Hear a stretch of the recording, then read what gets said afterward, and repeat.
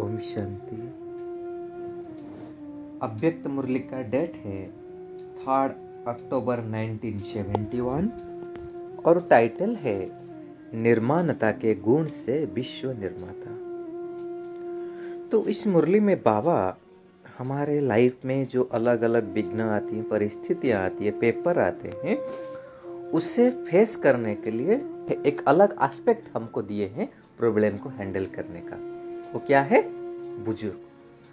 क्योंकि हम सब तो बाबा के बच्चे हैं, बच्चे समझकर तो पुरुषार्थ कर रहे हैं, लेकिन बाबा इधर कह रहे हैं तुम तो वानप्रस्थी हो, बुजुर्ग भी तो हो ना।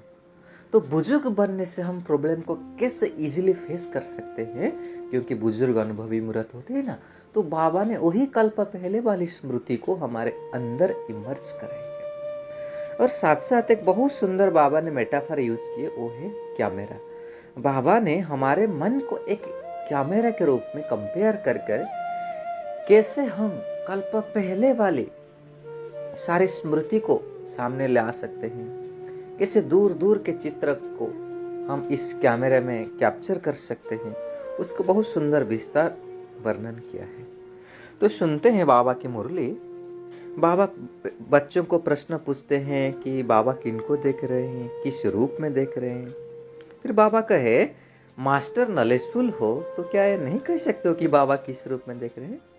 फिर बाबा खुद बताए कि बाबा आज बच्चों को विश्व निर्माता के रूप में देख रहे हैं, क्योंकि नई विश्व का निर्माण करना यह सब बच्चों का कर्तव्य है। इसलिए बाबा कहे सदैव यह स्मृति में रहे कि हम सभी मास्टर विश्व निर्माता हैं। यही स्मृति सदैव रहने से कौन सा विशेष गुण ऑटोमेटिकली आ जाएगा? वह है निर्माणता। और जहां निर्माणता है अर्थात सरलता नेचुरल रूप में रहेगी, वहां अन्य गुण भी ऑटोमेटिकली आ जाती है। हम जानते हैं ना, इस 1971 की मुरली में बाबा की जो कुछ कुछ लहर चली है, उसमें ये एक था कि सदैव तुम विश्व के सेवाधारी समझो, निमित्त समझो, जिससे हमारे अंदर निर्माणता, रहम, ये सारे गुण आ जाएंगे। तो सदैव इसी स्वरूप में स्थिति में रहकर फिर संकल्प व कर्म करो। क्या है? हम मास्टर विश्व निर्माता है। फिर क्या होगा? जो छोटी छोटी बातों का सामना करने के लिए आती है ना, यह बातें ऐसे अनुभव होंगे जैसे कोई बुजुर्ग के आगे छोटे छोटे बच्चे अपने बचपन के अलबेले के कारण भी कुछ बोल दे व कुछ भी ऐसा कर्तव्य करे, तो बुजुर्ग लोग समझते हैं कि ये तो निर्दोष है, अनजान छोटे बच्चे हैं, तो कोई असर नहीं होता है ना। मतलब अपने दादा दादी या नाना नानी के पास जो पोते पोतियां कुछ ऐसे कुछ भी बोल देते हैं, कर देते हैं, तो उनको उन लोगों ने दिल पे नहीं लेते हैं ना, क्योंकि जानते तो छोटा बच्चा है, निर्दोष है। बाबा कह रहे ऐसे जब मास्टर विश्व निर्माता अपने को समझेंगे, तो यह माया के जो छोटे छोटे विघ्न है ना, वो खेल के समान हमें अनुभव होगा। जैसे छोटे बच्चे का कोई दोस्त हमको बुजुर्ग को दिखाई नहीं पड़ता ना, ऐसे ही माया भी अगर किसी भी आत्मा द्वारा समस्या व विघ्न व परीक्षा पेपर बनकर के आती है, तो उन आत्माओं को निर्दोष समझना चाहिए। बहुत इंपॉर्टेंट बाबा बात कही कि चाहे किसी भी व्यक्ति द्वारा कोई रूप लेकर के हमारे सामने माया आती है, तो हम क्या समझना, ये तो निर्दोष है, ये तो छोटा बच्चा है, मैं तो बुजुर्ग हूं। और ये समझना चाहिए माया ही इस आत्मा द्वारा अपना खेल दिखा रही है। इस आत्मा का दोष नहीं है, ये माया इस आत्मा द्वारा अपने पार्ट प्ले कर रहे, खेल दिखा रहे हैं। तो क्या आएगा? उसके लिए तरस आएगा, उसके लिए रहम आएगा। बाबा कह रहे वो आत्मा तो निर्दोष है, क्योंकि माया उसी से अपना कार्य करा रहे ना। अगर इसी दृष्टि से हर आत्मा को देखो, तो फिर बाबा कहे पुरुषार्थ की स्पीड ढीला हो सकती है क्या? फिर हम हर सेकंड चढ़ती कला का अनुभव करते जाएंगे, और चढ़ती कला में जाने के लिए बाबा करे बस सिर्फ समझने की कला आनी चाहिए। बाबा कह रहे जैसे 16 कला है ना, तो उसमें से ये भी एक कला है कि समझने की कला। क्योंकि जब हम इसे समझ जाएंगे ना तो हम आगे बढ़ते जाएंगे, कोई कब बात हमको रोकेगा नहीं और हमारे स्पीड में कभी ढीला नहीं होगा। एक्चुअली इसे देखा जाए पुरुषार्थ की सीढ़ी क्या है, समझना। आपको अगर हम समझ में आ गया, समझ मतलब डीप रियलाइजेशन हो गया, तो कोई बात हमको अटका नहीं सकता है। तो बाबा वही कह रहे, आपको कोई बात रुका नहीं सकता है। बाबा कह रहे रुक कर उन आत्माओं का कारण में जाओ, फिर उससे निवारण का हल करो। ये समय अभी नहीं है, क्योंकि बाबा कह रहे अभी वानप्रस्थ अवस्था में जाने का समय समीप आ रहा है। आखिर यात्रा तो समाप्त कर हमको घर जाना है ना। इसीलिए कोई भी बात भिन्न भिन्न रूप, भिन्न भिन्न बातों से सामने जब आती है तो पहले यह समझना चाहिए कि इन समस्याओं व भिन्न भिन्न रूपों की बातों को कितना बार हमने हल किया है और करते करते अनुभवी बने हुए हैं। तो बाबा ने उस कल्प पहले वाली स्मृति हमारे अंदर जागृत कर रहे, कितने बार के अनुभवी हो। बाबा पूछ रहे याद आता है? अनेक बार किया है ना, वो याद आता है। कल्प पहले भी पास किया है, इसको क्रश किया है, क्रश किया था व किया होगा। यह नहीं समझते कि अगर अनेक बार यह अनुभव नहीं किया होता तो आज इतने समीप कैसे आते। बहुत इंपॉर्टेंट पॉइंट। कोई कोई बच्चे कहते हैं ना हमने किया था, नहीं किया था पता नहीं, हमको समझ में नहीं आता। बाबा करे बच्चे तुमने क्रॉस किया था तो अभी तक तो यहाँ पर आ पाए हो ना।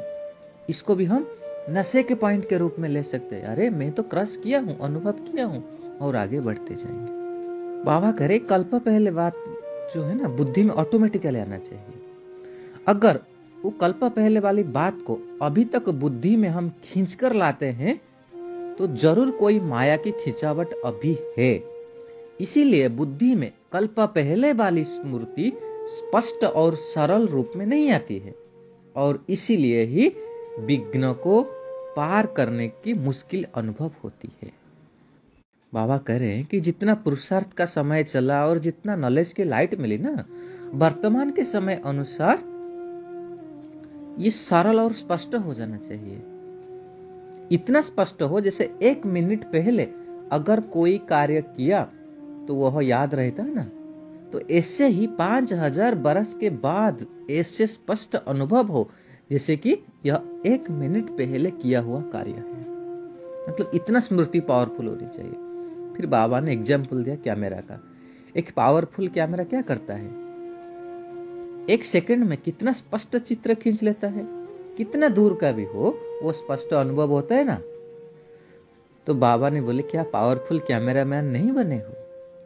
कैमरा है कि दूसरे का लोन पर लेकर यूज करते हो? पावरफुल है आपका कैमरा। कल्प पहले के चित्र उसमें स्पष्ट आता है। तो बाबा ने इधर मन को एक बड़ा कैमरा कहा है, क्योंकि हर सेकंड का चित्र इसमें खींचा जाता है। तो बाबा का कैमरा तो सभी के पास है, लेकिन कोई कैमरा नजदीक के चित्र को खींच सकता है और कोई कैमरा चंद्र तक भी फोटो खींच लेता है। बाबा ने बोले चेक करो आपके पास कितना पावरफुल कैमरा है। जब वह लोग चंद्रमा से यहाँ से वहां का फोटो खींच सकते हैं तो क्या आप साकार लोक में रहते हुए निराकारी दुनिया का, आकारी दुनिया का, या इसी सारी सृष्टि के पास्ट का वह भविष्य का चित्र नहीं खींच सकते हो? इसलिए कैमरा को पावरफुल बनाओ, जो उसमें बात जो है ना, जो दृश्य जैसा है वैसे ही दिखाई दे, भिन्न भिन्न रूप में दिखाई नहीं दे, स्पष्ट और क्लियर दिखाई दे। इसको कहते हैं पावरफुल। क्योंकि हम जानते हैं ना कैमरा का 2 चीजें होता है, एक है लेंस सिस्टम रहता है और उसका सेंसर रहता है जिसमें इमेज कैप्चर रहता है। तो अगर वो लेंस बराबर नहीं बना है, उसमें कुछ डिफेक्ट है, आबरेशन है, तो कैमरा में फोटो अच्छा नहीं आता है। और भी जो फोटोग्राफी करता है वो कैसे कैमरा को पकड़ के उठाता है, अगर वो हाथ हिलता है, स्टेबलाइज नहीं है, तो उसमें फोटो एग्जैक्टली अच्छा नहीं आएगा। तो ऐसे ही बाबा मन रूपी कैमरा के साथ इसको कंपेयर किए हैं। मतलब अगर हमारे मन में हलचल है, इधर उधर का संकल्प चल रहा है, तो हम हर एक आत्मा जो जैसे है उसे उसी स्वरूप में नहीं देख पाएंगे ना। उसका इमेज जो हमारे मन में बनेगा वो टेढ़ावा का बनेगा।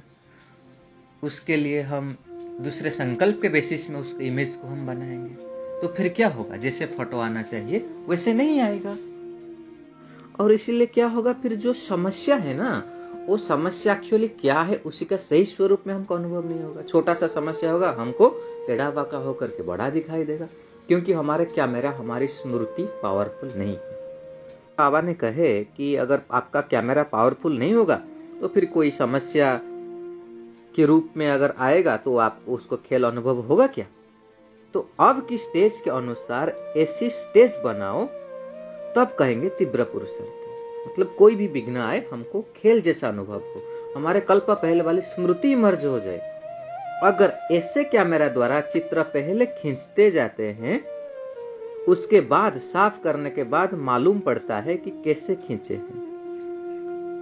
मतलब कैमरा में फोटो खींचने के बाद उसका जब इमेज प्रोसेसिंग करते हैं ना, उसमें पता चलता है फोटो ठीक आया है नहीं आया है।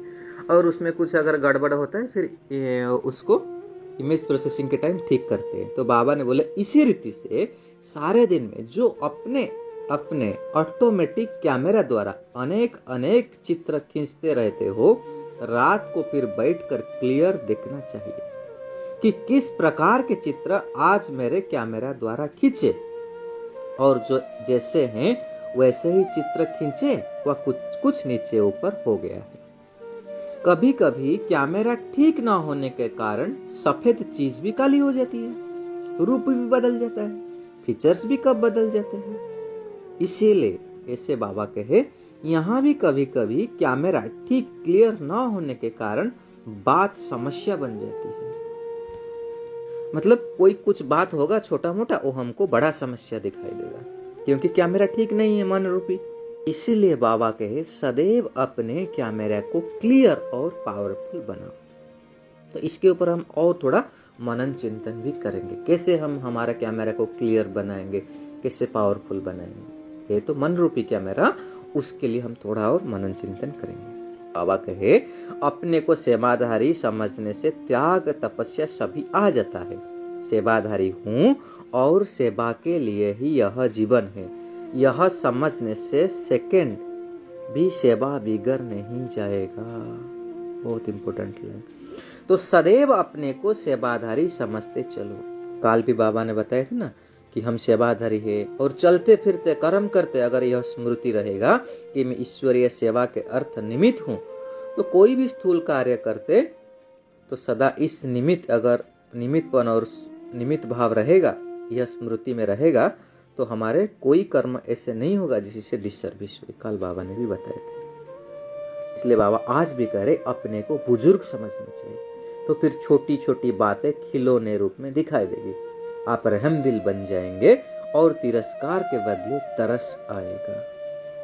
तो बहुत सुंदर मुरली हमको बुजुर्गपन की स्थिति में बाबा ने स्थित करके बोल रहे सारे चीज को खेल के रूप में देखो। जैसे छोटे बच्चों के कमी कमजोरी को बुजुर्ग ने माफ कर देते हैं ना, ऐसे हम स्वयं को अगर बुजुर्ग की स्थिति में देखेंगे तो ये सारे हमको खेल रूप में दिखाई देगा। और हम ऐसे तो अनेक बार क्रस किए हैं, कल्प पहले वाली स्मृति भी इमर्ज हो जाए।